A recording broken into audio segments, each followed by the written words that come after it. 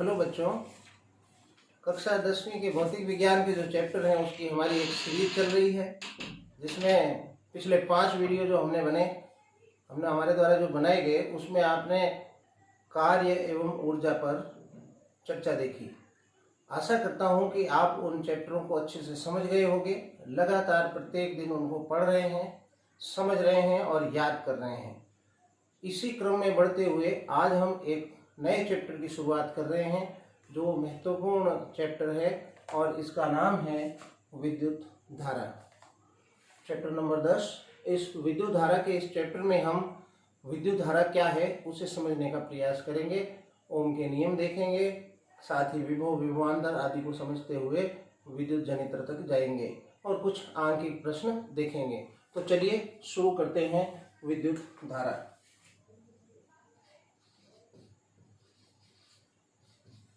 विद्युत धारा क्या है?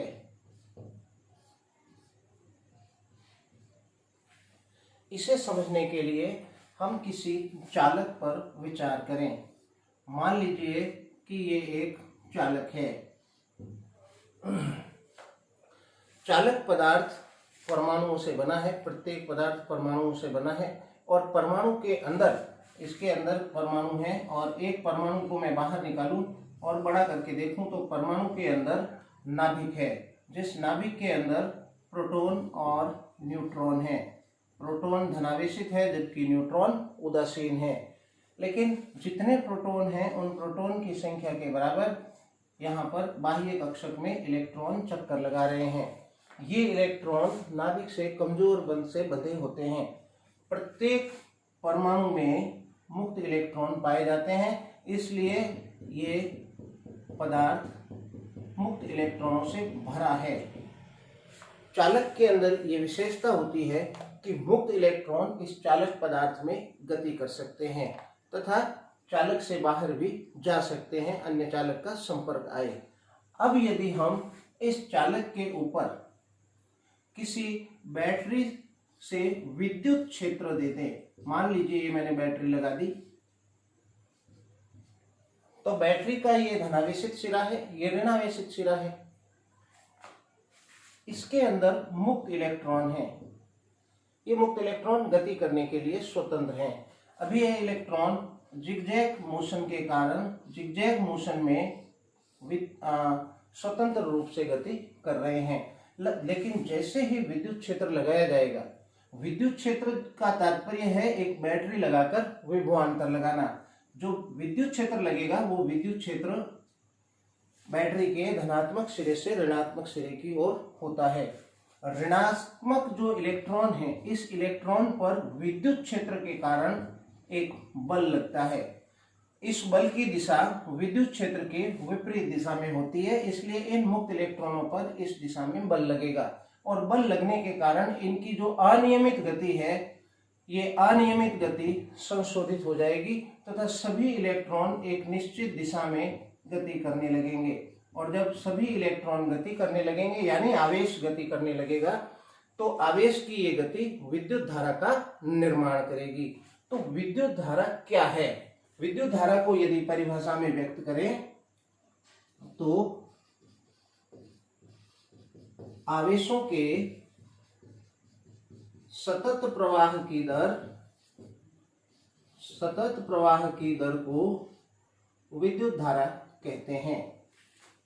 दर से क्या तात्पर्य है? पिछले चैप्टर में हमने चर्चा करी थी कि जब भी दर आएगा तो इसका मतलब प्रति सेकंड या एकांक समय होगा। तो इस परिभाषा को हम इस तरह से भी दे सकते हैं कि एकांक समय में प्रवाहित आवेश विद्युत धारा कहलाता है, या प्रति सेकंड प्रवाहित आवेश विद्युत धारा कहलाता है। जैसे ही आपने यहाँ बैटरी लगाई, इस चालक के मुक्त इलेक्ट्रॉन एक निश्चित दिशा में प्रवाह करना प्रारंभ हो गए, तो प्रति सेकंड कितना आवेश प्रवाहित होगा वो हम अगर ज्ञात कर लें तो वो विद्युत धारा कहलाएगा। मान लेते हैं, माना t समय में q आवेश प्रवाहित होता है, q आवेश प्रवाहित होता है, तो परिभाषा अनुसार धारा जो होगी वो आवेशों के प्रवाह की दर है, अर्थात समय का भाग है। तो समय बटा आवेश, किसके प्रवाह की दर? प्रवाह की दर है। किसके प्रवाह की दर? आवेशों के प्रवाह की दर। तो आवेश बटा समय हुआ, और आवेश को हम सामान्यतया Q से रिप्रेजेंट करते हैं, कैपिटल Q या स्मॉल q ले सकते हैं, और समय को T से रिप्रेजेंट करते हैं। तो विद्युत धारा का सूत्र बना Q/T, I बराबर Q अपॉन T। अब ये Q क्या है? Q आवेश है, यहाँ Q आवेश है, इलेक्ट्रॉनों की संख्या नहीं है। यदि एक इलेक्ट्रॉन हो, हम जानते हैं एक इलेक्ट्रॉन हो तो एक इलेक्ट्रॉन के कारण जो आवेश होता है वो 1.6 गुणा 10⁻⁻19 कूलाम होता है। 2 इलेक्ट्रॉन होंगे तो 2 गुणा, फिर वही। इसी प्रकार अगर 10 इलेक्ट्रॉन होंगे तो 10 गुणा 1.6, n इलेक्ट्रॉन होंगे तो n गुणा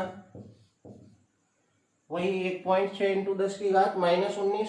तो ये जो आवेश कूलाम में आ रहा है, यही इसी को हम नाम दे रहे हैं Q। तो यहाँ Q का अगर एक सामान्य सूत्र देखें तो Q बराबर हमें Ne प्राप्त होता है। ये बच्चों महत्वपूर्ण गुण है जिसे आवेश का क्वांटीकरण कहते हैं या क्वांटीकृत गुण कहते हैं।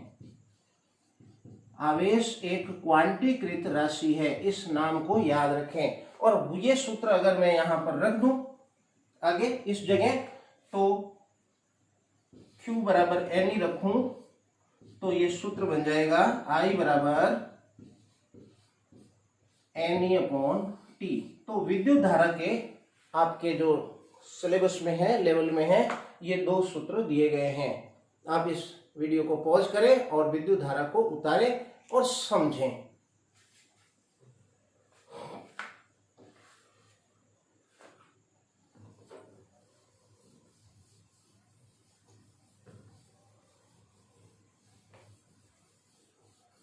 आगे बढ़ते हैं। तो आपके चैप्टर में जो अगला टॉपिक दिया गया है ये है आवेश का विद्युत धारा का मात्रक। क्या है मात्रक?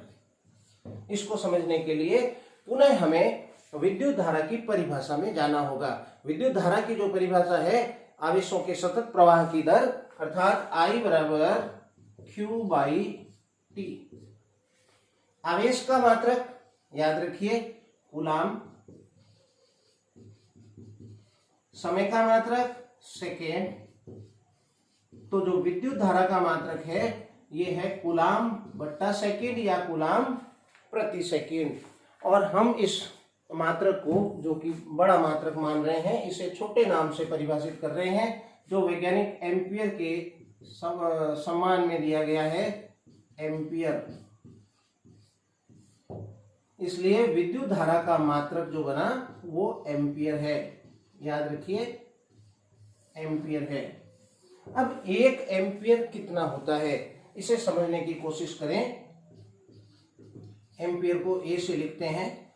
तो 1 एम्पियर समझने के लिए हम उसी चित्र पर विचार करें और मान लें कि माना T बराबर 1 सेकेंड में 1 Q बराबर 1 कूलाम आवेश प्रवाहित होता है, आवेश प्रवाहित होता है। तो I बराबर 1 कूलाम बटा 1 सेकेंड। तो ये बन गया 1 बटा 1 कूलाम बटा सेकेंड। अभी आपने समझा कूलाम बटा सेकेंड मतलब एम्पियर। तो I बराबर 1 एम्पियर हमें प्राप्त होगा। यहां से हम 1 एम्पियर मान का को परिभाषित कर सकते हैं। क्या है परिभाषा? तो ये यहीं से हमें परिभाषा प्राप्त हो जाएगी। कैसे? यदि 1 सेकंड में 1 कूलाम आवेश प्रवाहित हो तो उस विद्युत धारा का मान 1 एम्पीयर होता है। यहां से जैसे ही विद्युत क्षेत्र लगाएंगे, अभी आपने देखा आवेश प्रवाहित होगा, तो 1 सेकंड तक विद्युत क्षेत्र लगा के रखें, यानी बैटरी लगा के रखें, तो 1 कूलाम आवेश प्रवाहित हो। शर्त है 1 सेकंड में 1 कूलाम आवेश यदि प्रवाहित हो तो यहां पर विद्युत धारा का मान 1 एम्पीयर माना जाएगा। पुनः आप इसको नोट कर लें और इसकी एक परिभाषा बना के लिख लें, और पुस्तक की भी मदद लेते रहें जिसमें आपको परिभाषा लिखी लिखाई मिल जाएगी, वहां से आप अपने नोट्स भी तैयार कर लें। पॉज करके उतारें।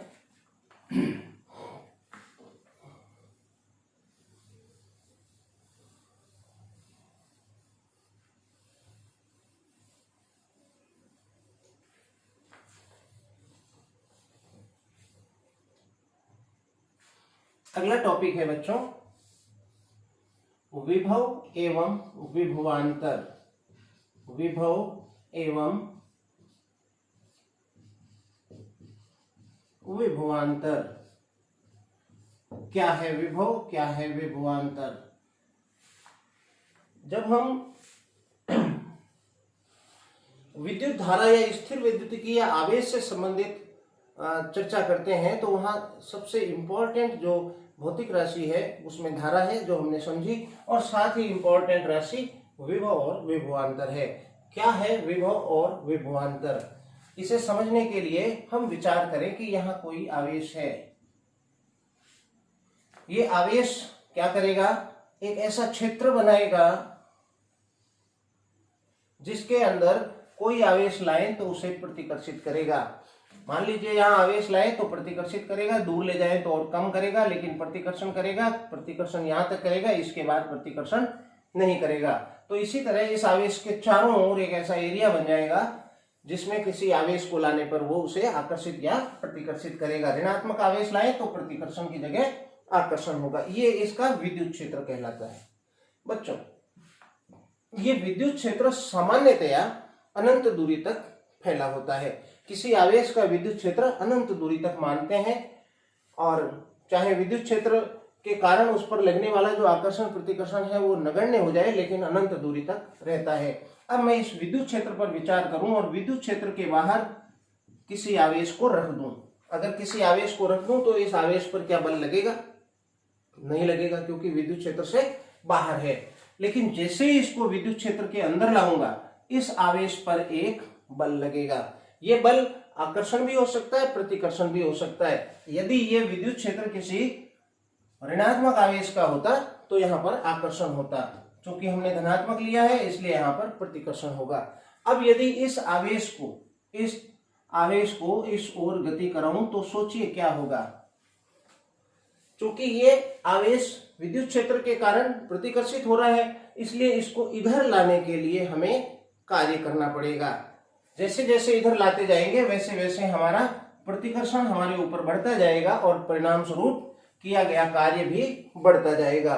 बच्चों, ये जो कार्य इधर आने में हमें करना पड़ रहा है, ये कार्य पिछले चैप्टर में हमने सीखा कि जो भी कार्य किया जाता है वो कार्य उसकी स्थितिज ऊर्जा के रूप में संचित हो जाता है। तो ये कार्य भी इस आवेश की स्थितिज ऊर्जा के रूप में संचित हो जाएगा। याद रखिए, स्थितिज ऊर्जा कहलाएगी। अब सोचिए कि जो हम आवेश लाए हैं, ये आवेश 1 कूलाम हो या एकांक आवेश हो। 1 कूलाम आवेश को मैं एकांक आवेश कह रहा हूं, या मैंने मात्रक कूलाम लिया है। आवेश के जो अन्य मात्रक हैं वो मैं आपको बता दूं। आवेश के मात्रक आप पिछले वाले टॉपिक में इसको लिख लें। आवेश का मात्रक कूलाम है, लेकिन ये बहुत बड़ा मात्रक है, इसको हम समझेंगे। लेकिन छोटे मात्रक हमने परिभाषित किए तो 1 माइक्रोकूलाम, 1 मिलीकूलाम। माइक्रोकूलाम का मतलब 10 की घात -6 कूलाम, और मिलीकूलाम का मतलब 10 की घात -3 कूलाम। यदि हम माइक्रो मिली का मात्रक लेते हैं तो भी वो एकांक 1 माइक्रो या 1 मिली लेंगे। यदि एकांक आवेश लें और उसे इधर लाएं तो क्या होगा? तो भी वही बात, आवेश लाएंगे तो प्रतिकर्षण होगा, उसके विरुद्ध हमें कार्य करना पड़ेगा, वो उसकी स्थितिज ऊर्जा में संचित हो जाएगा। मैं दो स्थितियों की चर्चा कर रहा हूँ, एक तो मैं एकांक आवेश लाऊं और एक मैं कोई एकांक आवेश के अलावा कोई अन्य आवेश लाऊं। एकांक आवेश लाने पे भी कार्य करना पड़ेगा, वो भी स्थितिज ऊर्जा में संचित होगा। एकांक आवेश से अधिक आवेश लाने पर भी कार्य करना पड़ेगा, वो भी स्थितिज ऊर्जा के रूप में संचित होगा। लेकिन यहाँ पर जो एकांक आवेश को लाया जाना है, एकांक आवेश को लाया जाना है, ये इंपॉर्टेंट है। एकांक आवेश को लाने में जो कार्य करना पड़ेगा वही कार्य यहां विभव कहलाएगा। ये एकांक आवेश को लाने में किया गया कार्य है तो स्थितिज ऊर्जा, लेकिन ये स्थितिज ऊर्जा इंपॉर्टेंट है इस चैप्टर के लिए, विद्युत धारा के लिए, इसलिए इस स्थितिज ऊर्जा को हमने एक नया नाम दिया है विभव। ध्यान रखिए। तो परिभाषा क्या बन गई?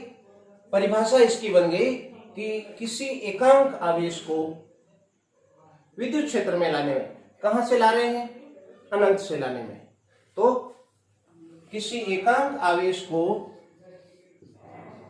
किसी एकांक आवेश को अनंत से विद्युत क्षेत्र के भीतर, विद्युत क्षेत्र के भीतर, याद रखना एक शब्द है, बिना त्वरित किए लाने में, बिना त्वरित किए लाने में किया गया कार्य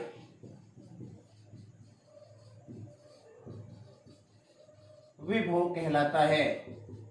इसका क्या तात्पर्य है? बिना त्वरित किए, तो जब हम इसको लाएंगे तो लाने के लिए हम बल लगाएंगे, बल लगाएंगे तो इसमें त्वरण उत्पन्न होगा। लेकिन यहां ध्यान रखना है कि बल इस प्रकार लगाना है कि इसमें कोई त्वरण उत्पन्न ना हो, बिना त्वरण उत्पन्न हुए लाया जाना है। ये इसकी आदर्श परिभाषा है, ये कहलाता है विभव। सिंपल है। आप इस वीडियो को पॉज करें और नोट करें। इसी के साथ अगला टॉपिक इसी में है विभवांतर, जो कि नाम से ही स्पष्ट है, विभव प्लस अंतर, मतलब दो बिंदुओं के बीच के विभव के अंतर को विभवांतर कहते हैं। यदि यहां पर दो बिंदु ले लूं मैं, तो इस बिंदु का विभव और इस बिंदु का विभव, मान लेते हैं ये बिंदु A है और ये बिंदु B है। इस बिंदु पर कुछ विभव होगा, विभव का मतलब अनंत से एकांक आवेश को लाने में कार्य करना पड़ेगा, वो इसका विभव कहलाएगा। B बिंदु पर कुछ विभव होगा, इसका मतलब एकांक आवेश को अनंत से B तक लाने में कुछ कार्य करना पड़ेगा। यहाँ कार्य कम करना पड़ेगा, यहाँ कार्य ज्यादा करना पड़ेगा। तो इन दोनों के बीच के जो कार्य होगा वो कार्य कहलाएगा विभवांतर। इसको आप दूसरे तरह से भी परिभाषित कर सकते हैं कि किसी एकांक आवेश को बिंदु B से बिंदु A तक लाने में किया गया कार्य दो बिंदुओं के बीच का विभवांतर कहलाता है। बच्चों, चाहे हम अनंत से यहां तक लाए और अनंत से यहां लाके फिर दोनों के बीच का कार्य या अंतर ज्ञात करें तो भी उतना ही मान आएगा जितना कि यहां से यहां तक ले जाने में किया गया कार्य ज्ञात करना है। ये कहलाएगा विभव A माइनस विभव B।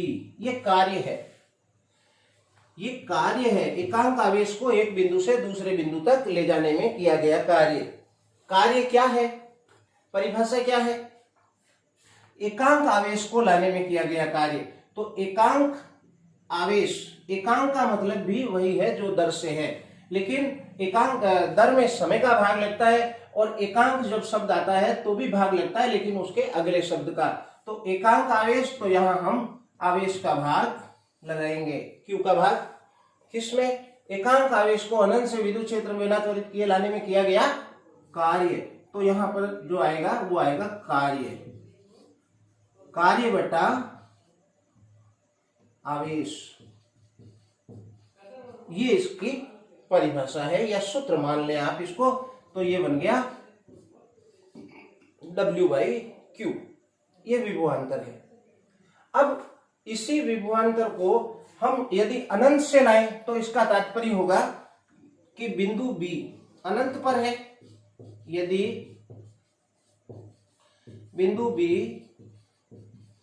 अनंत पर स्थित हो तो जब B अनंत पे होगा तो अनंत से यहां तक लाने में किया गया कार्य बन जाएगा और उस स्थिति में यह परिभाषा विभव की हो जाएगी। उस समय हम लिखेंगे VA माइनस V अनंत बराबर वही फॉर्मूला W/Q।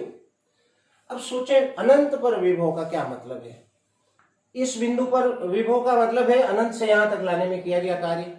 यदि ये बिंदु अनंत पर ही चला जाए तो लाने में कोई कार्य, उस बिंदु तक लाने में कोई कार्य नहीं करना पड़ेगा, क्योंकि विद्युत क्षेत्र समाप्त है। विद्युत क्षेत्र होगा तभी हमें लाने में कार्य करना पड़ेगा। यदि मैं इसको अनंत पर ले गया तो इसका विभव शून्य होगा, यानी कोई कार्य नहीं करना पड़ेगा। तो ये जो V अनंत की वैल्यू है ये हमें 0 लेनी होगी, और जब V अनंत की वैल्यू हम 0 ले लेंगे तो यहां पर बनेगा VA, यानी किसी बिंदु A पर विभव, बात वही है W/Q।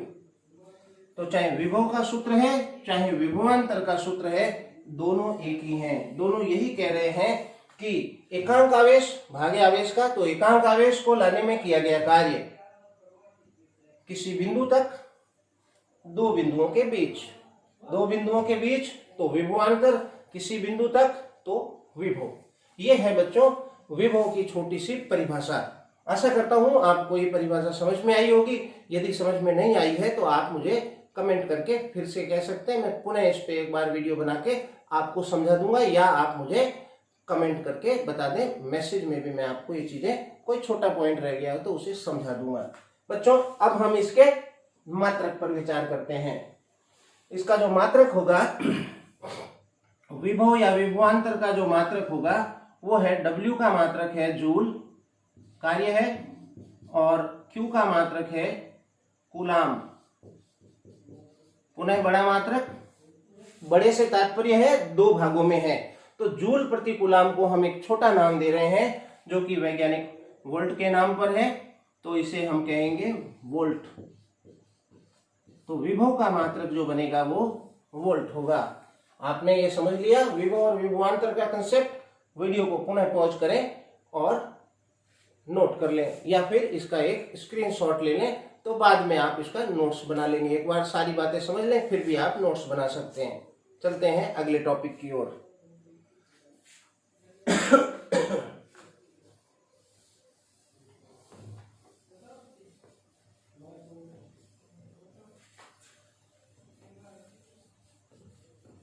बच्चों आपकी पुस्तक में, मैं पिछले वीडियो में भी मैंने बताया था कि हम यहाँ पर केवल RBSC राजस्थान बोर्ड की कक्षा 10th को फोकस करके ये टॉपिक देख रहे हैं। तो इस आपकी पुस्तक में जो अगला टॉपिक है वो है प्रतीकों से संबंधित। विद्युत धारा पढ़ते समय या समझते समय हमें कौन कौन सी मुख्य उपकरण काम में लेने होते हैं और उनके क्या प्रतीक हैं, सिंबल हैं, उसे हम सीख लेते हैं। प्रतीक, पहली चीज है प्रतिरोध। प्रतिरोध को हम कैपिटल R से लिखेंगे और इस तरह से दर्शाएंगे, ध्यान रखें। दूसरा है धारा नियंत्रक। धारा नियंत्रक को हम RH से लिखेंगे, R capital H small, rheostat, और इसका जो प्रतीक है वो है इस तरह का। जो धारा नियंत्रक का बच्चों चित्र है, उस चित्र को आप कभी लैब में आए तो दिखाएंगे आपको कि इस तरह का एक बेलनाकार वस्तु है जिस पर विभिन्न तार लपेटे हुए हैं और इस पे स्टैंड पे रखा है। ये इसके दो टर्मिनल हैं, एक इधर है एक इधर है और एक इधर भी है, लेकिन हमें इन दोनों टर्मिनलों से ही इसको कनेक्ट करना होता है। और इसके ऊपर एक पट्टी चलती है जिसे आप आगे पीछे खिसकाकर प्रतिरोध के मान को बदल सकते हैं, और प्रतिरोध का मान बदलने पर धारा के मान में परिवर्तन होता है। तो धारा में परिवर्तन करता है, यानी धारा पर नियंत्रण करता है, इसलिए इसका नाम धारा नियंत्रक है। तीसरा है बैटरी। या सेल। बैटरी जो है विभवांतर लगाने के लिए या विद्युत क्षेत्र लगाने के लिए काम में ली जाती है। इसे हम इस तरह से दर्शाते हैं। ये बैटरी का धनात्मक सिरा है, ये बैटरी का ऋणात्मक सिरा है। बच्चों, चौथा जो उपकरण है आपका वो है वोल्टमीटर। वोल्टमीटर को V प्रतीक से दर्शाते हैं। ये एक वृत्ताकार इसके फ्रंट होता है। उस वृत्ताकार फ्रंट के अंदर यहाँ पैमाना लगा हुआ होता है। 0 से प्रारंभ होकर 1, 2, 3, 4, 5 अलग अलग परास के वोल्टमीटर बनाए जाते हैं। यहाँ एक संकेतक होता है, ये वोल्टमीटर है, और इसके ऊपर 2 टर्मिनल लगे होते हैं। एक टर्मिनल धनात्मक और एक टर्मिनल ऋणात्मक होता है। धारा जिस टर्मिनल से, बैटरी का सदैव धनात्मक सिरा इस टर्मिनल से जुड़ता है, धनात्मक से, और इस टर्मिनल से ऋणात्मक सिरा जुड़ता है। इसको जब बैटरी कनेक्ट करेंगे तो धारा इसके इस सिरे से प्रवेश करेगी और इस सिरे से धारा बाहर निकलेगी। ये वोल्टमीटर है। तो इसको प्रतीक शॉर्ट में दिखाएं तो यहाँ पर V लिख दिया जाता है। ध्यान रखें, वोल्टमीटर को सदैव समांतर क्रम में संयोजित किया जाता है। समांतर क्रम में संयोजन किया जाता है। इसी प्रकार अमीटर है। ये अमीटर धारा के मापन में उपयोग होता है। वोल्टमीटर से विभव या विभवांतर नापते हैं, अमीटर से धारा नापते हैं। सेम इसी तरह से है। एमीटर के लिए ए लिख रहे हैं हम, और इसी तरह का चित्र है यहाँ पर, और इसको हम यहाँ ए लिख, सेम है, आप इसको बना लें वापिस भले ही ऐसे। ये 0 से 5 अलग अलग परास के होते हैं। इसमें भी वही प्लस माइनस वाला कंसेप्ट है।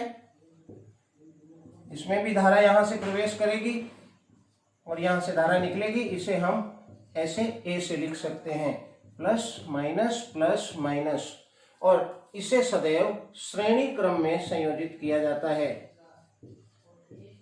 ध्यान रखें, इस प्रतीकों से भी बोर्ड के अंदर प्रश्न पूछा जाता है। बच्चों, एक इसमें और उपकरण महत्वपूर्ण है जो है कुंजी की। इसे के से लिख रहे हैं।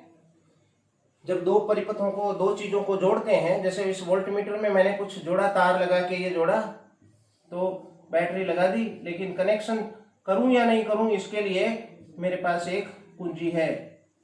आप समझ सकते हैं, घर में बल्ब जुड़ा है परिपथ में और उसके साथ एक स्विच लगा है, खटका लगा है। उस स्विच को आप ऑन या ऑफ कर सकते हैं। उसी तरह से इसमें दी जाने वाली धारा के मान को हम ऑन या ऑफ कर सकते हैं। तो कुंजी को हम इस तरह से दर्शाते हैं। ये कुंजी है आपकी। अब इसके अलग अलग तरह के चित्र बनाए जा सकते हैं। आपका जैसे बुक में देखें, इस तरह का भी चित्र बन सकता है। जो आपकी बुक कह रही है उसी अनुसार चित्र ले। ये कुंजी है। तो ये कुछ प्रतीक हैं, आप पुस्तक में देख लें। बाकी मैंने सारा दे दिया है, और आप इस वीडियो को पॉज करें और नोट करें।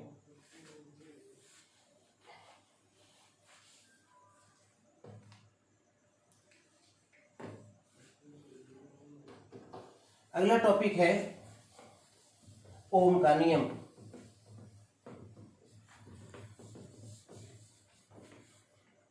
बच्चों, सबसे इंपॉर्टेंट टॉपिक, प्रकृति का मूलभूत नियम, ओम का नियम।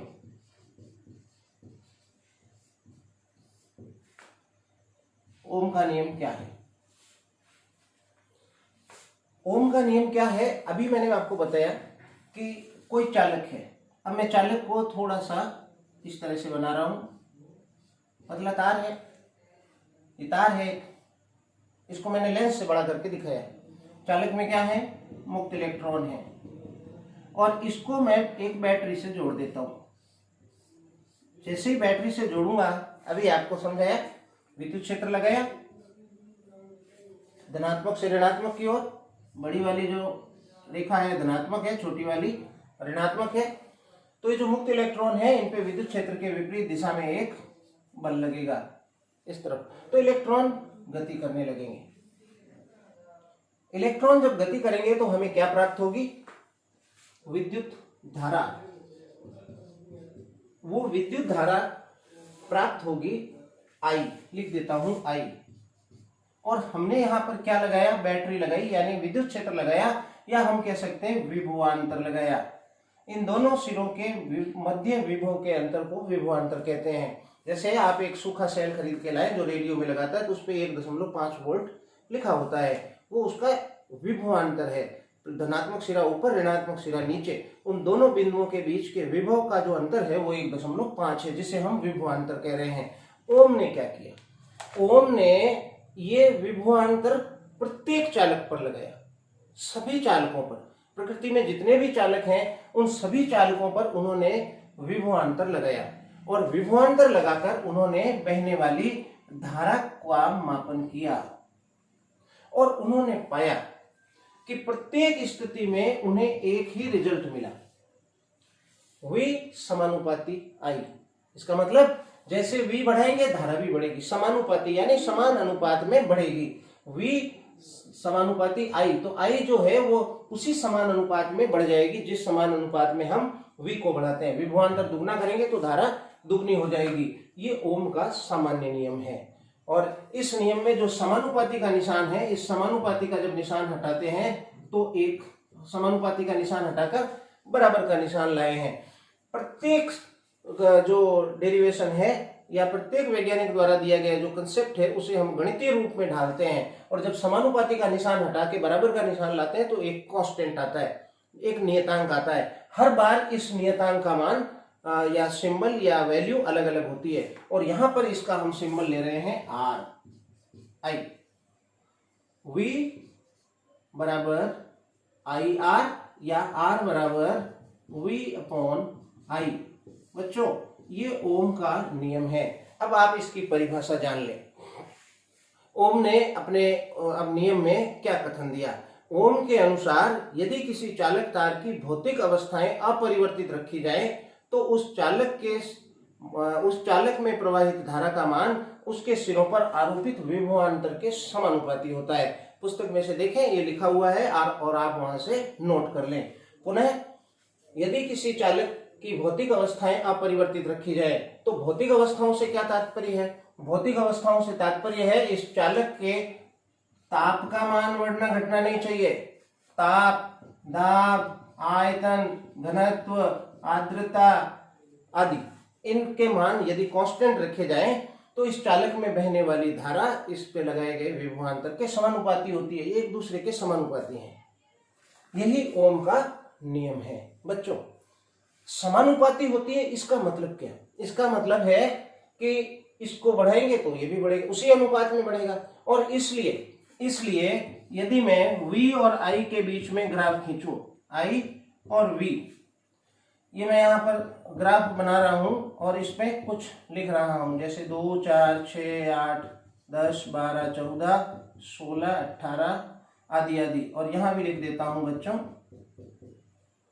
1, 2, 3, 4। आप ग्राफ में करके देख लें। ये मान लेते हैं कि जब 2 एम्पियर की धारा, इस अक्ष पे हम V ले लेते हैं चलिए, और इस अक्ष पे I ले लेते हैं। मान लीजिए कि 2 वोल्ट का विभवांतर लगाने पर 1 एम्पियर की धारा बह रही है, तो हमारा ग्राफ का बिंदु यहां आएगा। अब मैं विभवांतर को दुगना कर दूं, तो अभी मैंने आपको सिखाया कि इसको दुगना कर दें तो ये भी दुगनी हो जाएगी, तो इसको दुगना कर देंगे तो ये भी दुगनी हो जाएगी, और परिणाम स्वरूप हमें बिंदु ये मिलेगा। इसको अगर हम 3 गुना कर दें तो 6 हो जाएगा, तो इस 1 एम्पियर की जगह भी 3 गुना हो जाएगा और 6 हो जाएगा, और इस तरह से हमें बिंदु यहां मिलेगा। इन्हीं सभी बिंदुओं को यदि मैं मिलाऊं तो आप देखेंगे कि ये सभी बिंदु एक सरल रेखा में प्राप्त होते हैं।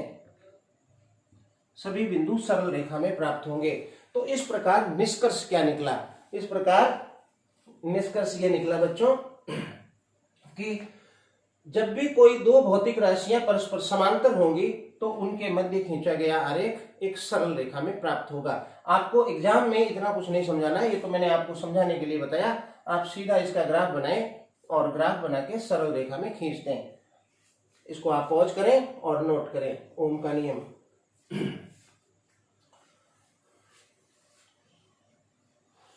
बच्चों यहां जो R आया है, ये R एक स्थिरांक है।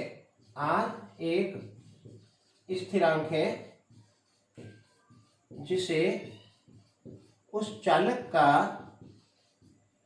प्रतिरोध कहते हैं, चालक का प्रतिरोध कहते हैं। देखिए कंसेप्ट की आप सुंदरता को देखें। ओम ने कहा कि धारा और वोल्टता समानुपाती है, ये उनका कंक्लूजन था। लेकिन उस कंक्लूजन को जब आगे बढ़ाया तो समझ में आया कि चालक का प्रतिरोध है वो वोल्टता और धारा का अनुपात है। यदि इस चालक का प्रतिरोध निकालना है तो हमें इस पे वोल्टता लगानी पड़ेगी और उसकी धारा को मापना पड़ेगा। इस वोल्टता में धारा का हमें भाग लगाने पर प्रतिरोध प्राप्त होगा। इस प्रतिरोध का मात्रक, इसका मात्रक जो है, मात्रक निकालें तो V का मात्रक वोल्ट, I का मात्रक एम्पियर। तो वोल्ट प्रति एम्पियर जो है प्रतिरोध का मात्रक है, R का मात्रक है। फिर ये दो भागों में है तो इसे एक शॉर्ट नाम देंगे और किसी वैज्ञानिक के सम्मान में इसका नाम दिया गया है, जॉर्ज साइमन ओम, जो जिन्होंने इस तरह के चालकों पर अध्ययन किया और ओम का नियम दिया, तो इसको हमने ओम कह दिया। और इसका प्रतीक जो है ओम का वो इस तरह से है। ध्यान रखें, प्रैक्टिस करेंगे तो आप बार बार लिख पाएंगे। जिस तरह से विभवांतर को वोल्ट में नाप रहे हैं और वोल्ट को V से चिन्हित कर रहे हैं, धारा का जो धारा को चिन्हित कर रहे हैं वो हम I से कर रहे हैं, तो प्रतिरोध को हम ओम से कर रहे हैं। बच्चों, 1 ओम से क्या तात्पर्य है, 1 ओम कितना होता है, इसे हम यहां समझने की कोशिश करते हैं। 1 ओम, एक ओम कितना होता है? यदि V बराबर 1 वोल्ट, I बराबर 1 एम्पियर, तो R बराबर V अपॉन I। V मतलब 1 वोल्ट, I मतलब 1 एम्पियर, तो वोल्ट प्रति एम्पियर जो बनेगा उसे हम कहेंगे ओम। 1 ओम, R 1 ओम। यहां से हम इसकी परिभाषा समझ सकते हैं। क्या है परिभाषा? यदि किसी चालक पर 1 वोल्ट का विभवांतर लगाए और उस चालक में 1 ओम की धारा प्रवाहित हो तो निश्चित रूप से उस चालक का प्रतिरोध 1 ओम होगा। ये 1 ओम की परिभाषा है। उल्टा भी पढ़ सकते हैं, इधर से भी पढ़ सकते हैं। कैसे? किसी चालक का प्रतिरोध 1 ओम का तात्पर्य है कि उस पे 1 वोल्ट का विभवांतर लगाने पर 1 एम्पीयर की धारा प्रवाहित होगी। ये 1 ओम की परिभाषा है। आप इसे नोट करें। बढ़ते हैं आगे।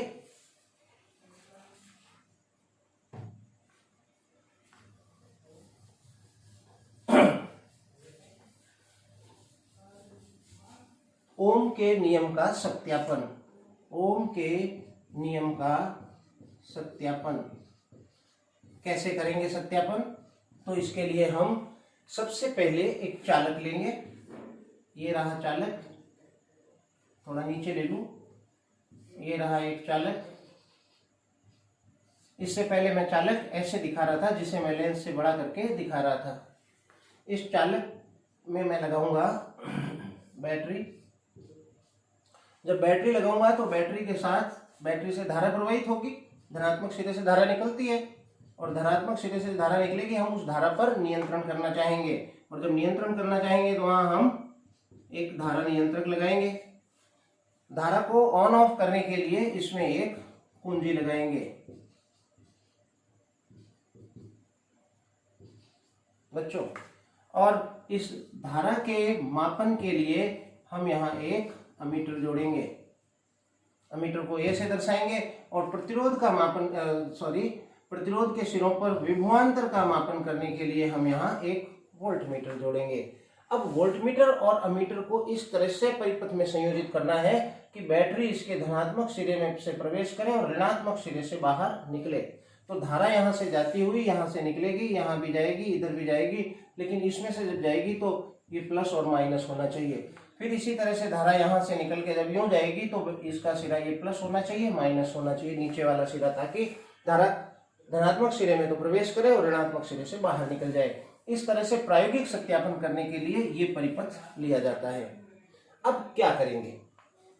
जैसे ही यहाँ कुंजी लगाएंगे ये परिपथ ऑन हो जाएगा और परिपथ के ऑन होते ही बैटरी से धारा प्रवाहित होने लगेगी।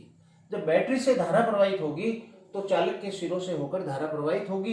इस सिरे से इस सिरे तक धारा को जाने में कार्य करना पड़ेगा। वो कार्य जो एकांक आवेश को यहाँ से यहाँ तक ले जाने में करना पड़ेगा, वो कार्य क्या कहलाएगा? विभवांतर कहलाएगा। और उस विभवांतर का मापन कौन करेगा? वोल्टमीटर करेगा। वोल्टमीटर इस प्रकार का एक उपकरण है जो स्वतः ही एक सिरे से दूसरे सिरे तक एकांक आवेश को ले जाने में किए गए कार्य का मापन कर लेता है, अर्थात विभवांतर का मापन कर लेता है, परंतु उसे समांतर क्रम में संयोजित किया जाता है। तो ये वोल्टमीटर विभवांतर का मापन कर लेगा। इसी प्रकार जब धारा अमीटर में से गुजरेगी तो अमीटर इस प्रकार का उपकरण है कि वो इस परिपथ में बहने वाली धारा का मापन कर लेगी। तो हम वोल्टमीटर की सहायता से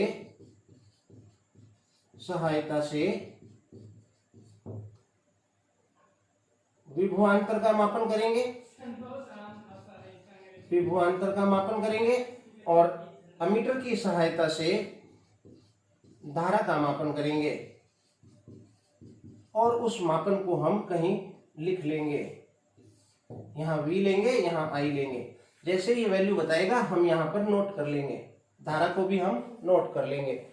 पुनः धारा नियंत्रक की सहायता से, चूंकि ये धारा पर नियंत्रण करता है, यानी धारा के मान को कम या ज्यादा करता है, तो इसको थोड़ा सा चेंज करने पर धारा के मान में परिवर्तन हो जाएगा। जब धारा का परिवर्तन होगा तो धारा को यहाँ से यहाँ तक जाने में किया गया कार्य, यानी आवेश को जाने में किया गया कार्य परिवर्तित होगा, यानी विभवांतर परिवर्तित होगा। तो हम पुनः इसके विभवांतर और धारा को नोट कर लेंगे। इस प्रकार बार बार धारा नियंत्रक की स्थिति को बदलकर विभवांतर और धारा का मापन करते जाएंगे और इस प्रकार कम से कम हम 5 बार इसका मापन कर लेंगे। हालांकि कम से कम 3 बार करने पर भी काम चल जाएगा। तो इस प्रकार हमारे पास एक रीडिंग आ जाएगी, एक सारणी बन जाएगी और इस सारणी की सहायता से हम V और I के मध्य ग्राफ खींच लेंगे।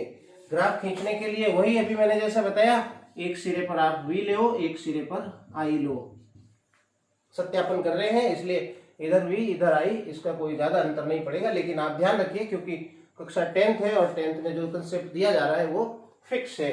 और जब हम इस प्रकार से ग्राफ खींचेंगे तो ग्राफ एक सरल रेखा में प्राप्त होगा। यदि ग्राफ सरल रेखा में प्राप्त हो जाता है तो ये ओम के नियम का सत्यापन है। क्यों?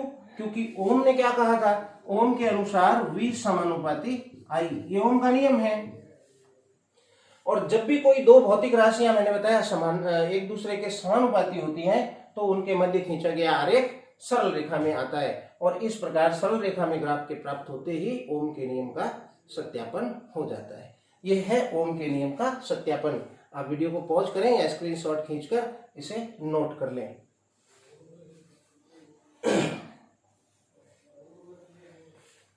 बच्चों, तो आज हमने कक्षा 10th के इस दूसरे चैप्टर की शुरुआत करी जिसमें आपने विद्युत धारा, विभवांतर और ओम के नियम और उसके सत्यापन को समझा।